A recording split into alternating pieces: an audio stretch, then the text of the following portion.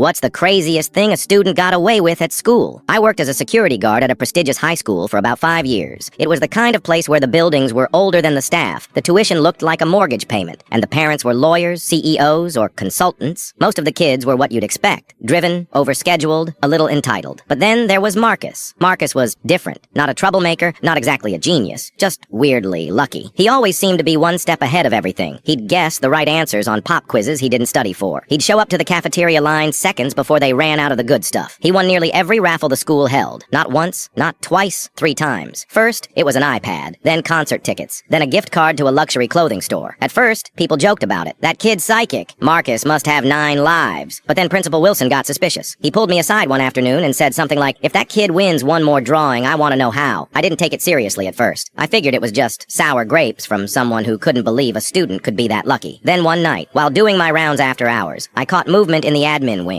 Lights were off, building locked, nobody was supposed to be there. I followed the sound down to the maintenance hallway, unlocked the door, and walked in. There was Marcus, standing on a chair, screwdriver in one hand, something tiny in the other. He didn't flinch when he saw me, just sighed and said, "I was hoping I'd have more time." He wasn't breaking into safes or stealing test answers. He was installing wireless micro cameras in the air vents, pointed at the main office, faculty lounge, the boardroom, carefully concealed, battery-powered, motion-triggered. When I asked him what the hell he was doing, he didn't lie. He said, "My dad's going to lose everything." Turns out his father was being sued by the school board president. Some business dispute gone sideways. The lawsuit was public, ugly, and personal. What Marcus suspected, though, was something no one else had thought to consider. That the lawsuit itself was fabricated, a distraction from something bigger. Marcus had been gathering evidence. The cameras had been rolling for weeks. What he caught was explosive. The board president bragging in private conversations about manipulating school funds, falsifying grant paperwork, and using the lawsuit against Marcus's dad as leverage to silence a failed business deal. He even joked about burying that family under legal fees. It was risky, illegal even, but instead of turning him in, I made a decision I still think about. I helped him. We pulled all the footage, backed it up, scrubbed any trace of his presence. We sent everything, anonymously, to the district attorney's office in a nondescript envelope. 2 weeks later, the school board president resigned. No press conference, no parting message, just a quiet announcement, and a red-faced attorney saying no comment. The lawsuit against Marcus's dad vanished almost as quickly. By the end of the month, it was like none of it had ever happened. No one knew what really brought the president down. Rumors floated around, an audit, an anonymous whistleblower, but nothing stuck. Marcus never said a word about it. He went right back to being the oddly lucky kid. Teachers forgot. Students moved on, but I didn't. 2 years later, he graduated as valedictorian. His speech was thoughtful, a little strange, and absolutely intentional. I still remember the last line. "To the unseen heroes who protect what matters, you know who you are." He looked right at me when he said it, just for a second, and I never told a soul.